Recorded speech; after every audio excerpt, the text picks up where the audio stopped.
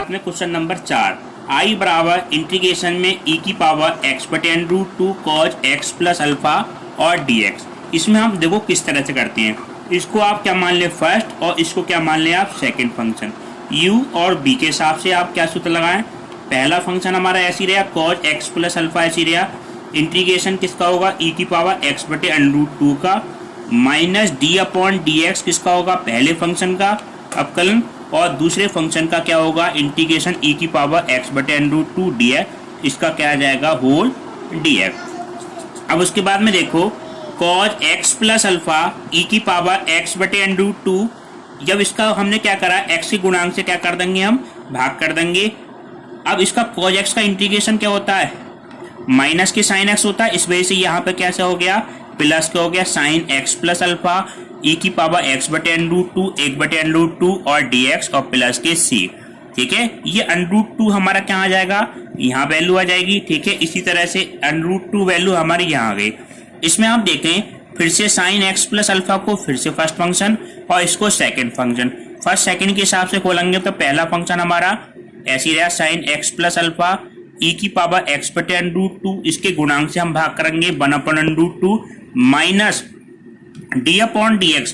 पहले फंक्शन का साइन का अवकलन कितना हो जाएगा कॉज एक्स प्लस अल्फा और ई की पावर एक्स बटे √2 बटे 1 बटे √ के अंदर 2 और dx और प्लस c। ठीक है अब आप ये देखें स्टूडेंट ये वाली वैल्यू तो हमारी ऐसी रहेगी √2 कॉज एक्स प्लस अल्फा और ई की पावर √x बटे √ के अंदर 2 प्लस इसकी √2 की गुणा करेंगे। √2 तो हमारा ऐसे रहा ये √2 यहाँ आ जाएगा √2 और साइन एक्स प्लस अल्फा और ई की पावर एक्स बटे √2। ठीक है माइनस इसके अंदर गुणा कर दे हम तो ये क्या माना जाएगा √ के अंदर 2 गुणा √ के अंदर 2 √2 ये ऊपर आ जाएगा। इसको वैल्यू को क्या लिखेंगे बताओ ये cos x plus alpha e की पावर √ के अंदर x ये वैल्यू हमारी क्या थी आई तो इसको आप क्या लिखते हैं आई के बराबर लिख दें। ठीक है अब आप देखें नेक्स्ट √ के अंदर 2 cos x plus alpha x upon √ के अंदर 2 plus 2 sine x plus alpha e की पावर एक्स बटे √2 माइनस 2i। ये वैल्यू किसकी है आई की। इस 2i को इधर लाएंगे तो ये क्या हो जाएगा ये 3i बराबर। अब इसमें से आप क्या ले लें दोनों में से e की पावर √x और e की पावर √x अपॉन 2 ये दोनों में से कॉमन मिल जाएगा। ये कॉमन ले लें और आप क्या ले लें 2 कॉमन ले लें तो 2 कॉमन लिया हमने और e की पावर x बटे √2 कॉमन लिया तो यहाँ पे कितना बचेगा 1 अपॉन √ के अंदर 2 1 अपॉन √2 और cos x plus alpha plus sign x plus alpha. ठीक अब हमें 3 से और भाग करना तो आई बराबर कितना हो जाएगा 2 बटे 3 एक्स बटे √ के अंदर 2 और cos x plus alpha upon √ के अंदर 2 और प्लस के साइन एक्स प्लस के अल्फा और प्लस c।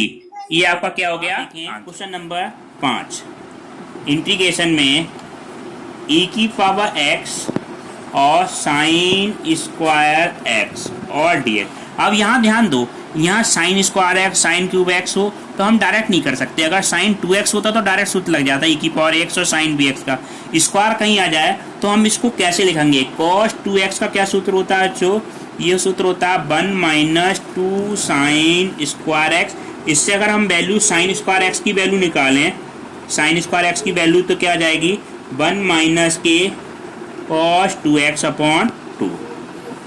इस तरह से लिख सकते हैं साइन स्क्वायर एक्स की वैल्यू तो इंटीग्रेशन में ये क्या आ जाएगा e की पावर x और साइन स्क्वायर एक्स की वैल्यू कितनी हो जाएगी 1 माइनस cos 2x अपॉन कितना है 2 और dx 1 अपॉन 2 तो हमारा ऐसे रहा इंटीग्रेशन में e की पावर x और dx माइनस इंटीग्रेशन e की पावर x और cos 2x और dx ये i बराबर। अब आप देखिए इसमें e की पावर x का तो e की पावर x हो जाएगा इंटीग्रेशन ए की पावर एक्स का तो ए की पावर एक्स हो गया।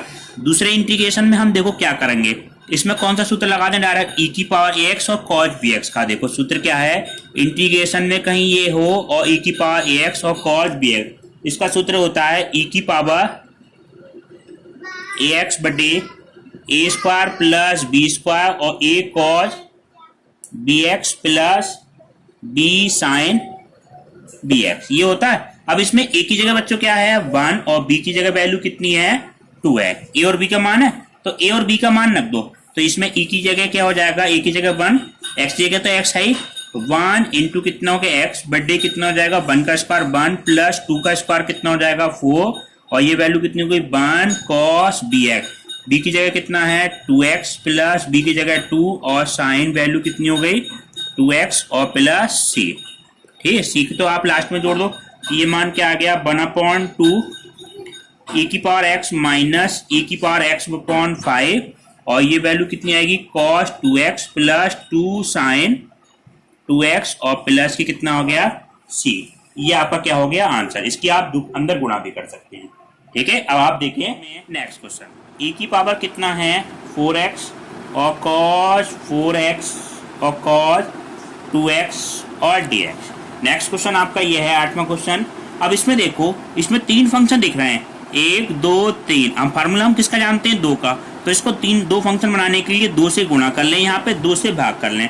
देखो 1/2 e की पावर कितना है 4x 2 cos कितना है 4x और cos 2x और dx। अब इसमें देखो एक सूत्र होता है ट्रिग्नोमेट्री का 2 cos a cos b। cos a cos b का सूत्र क्या होता है cos a प्लस b और plus cos a minus b, ये सूत्र होता है 2 cos a cos b का, cos a plus b plus cos a minus b।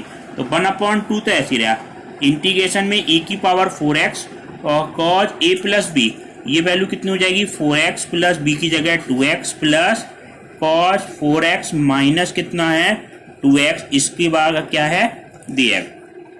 1/2 तो हमारे ऐसे रहा, इंटीग्रेशन में e की पावर 4x और ब्रैकेट में क्या बचेगा cos 6x plus cos 2x और dx। ठीक है, अब देखो इसके अंदर गुणा कर दो आप, गुणा करने पे e की पावर 4x और cos 6x dx plus integration में e की पावर 4x और cos 2x और dx। अब देखो इसमें 2 बार सूत्र लगेगा, कौन सा सूत्र लगेगा ये अभी बताया था, इंटीग्रेशन में कहीं e की पावर ax और cos bx और dx। इसका सूत्र क्या होता है e की पावर ax बटे a square plus b square और ब्रैकेट के अंदर क्या आ जाएगा a cos bx plus b cos bx और प्लस c, ये वाला सूत्र लगेगा, 2 बार अप्लाई होगा। इसमें इस वाले क्वेश्चन में a बराबर कितना आ जाएगा 4 और b की जगह कितना है 6 और इस वाले इंटीग्रेशन में a की जगह कितना हो जाएगा 4 और b की जगह वैल्यू कितनी हो जाएगी 2। तो इसका देखो फाइनल आंसर क्या आ जाएगा, अब आप देखिए यहाँ लिख देते हैं 1/2 तो हमारा ऐसे रहा, पहले वाले में a का मान कितना 4 तो e की पावर कितना हो जाएगा जो 4x बटे a का मान कितना 4 का स्क्वायर 16 प्लस b का स्क्वायर यानी कि 36 और a cos bx, a की जगह वैल्यू कितनी है 4 cos bx का मान कितना है 6x plus b cos bx, b का मान कितना है 6 और cos a cos bx plus के यहाँ पे वैल्यू कितनी होती है sin bx, a cos bx plus के b sin bx। तो यहाँ पे क्या वैल्यू आएगी sin b की वैल्यू कितनी है 6x, तो 6 sin 6x ये वैल्यू आ गई। अब उसके बाद में देखो दूसरे वाले क्वेश्चन में a की जगह 4 है तो ये प्लस e की जगह कितना है 4x, तो e की घात 4x बटे a का स्क्वायर यानी कि 4 का स्क्वायर 16, b का स्क्वायर कितना हो जाएगा 4 और ब्रैकेट के अंदर a की जगह कितना है 4 और cos 2x, b की जगह कितना है 2x plus b sin bx, तो b की जगह 2 और sin 2x और बाहर क्या आ जाएगा c, एक बार जोड़ दो। अब इसको आप जोड़ के लिख दो। ठीक है, अब आप देखो क्या आ जाएगा आंसर इसका 1/2 तो हमारा क्या रहा बाहर रहा, a की पावर 4x बटे ये कितना आ जाएगा 52 4 cos 6x plus 6 sine 6x plus e की पावर 4x बटे 20 और 4 cos 2x plus 2 sign 2x और प्लस c। ये आपका क्या हो गया, आंसर हो गया। ठीक है, अब आप देखें नेक्स्ट क्वेश्चन, बिल्कुल सिंपल क्वेश्चन है, 2 बार ये फार्मूला लगाया आपका। इंटीग्रेशन में sec की पावर क्यूब एक्स और dx। अब आप देखें ये बहुत इंपॉर्टेंट क्वेश्चन है, ध्यान दो। इंटीग्रेशन में sec क्यूब एक्स को ऐसे लिख सकते हैं, sec square x into sec x लिख सकते हैं।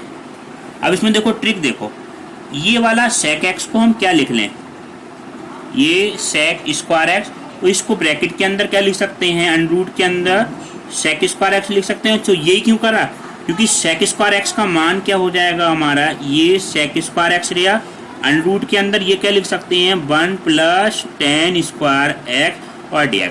अब हम क्या मान लें, थोड़ी देर को tan x को t मान लें, tan x को t मानेंगे तो इसका अवकलन कितना आ जाएगा, sec स्क्वायर एक्स dx बराबर कितना हो गया dt।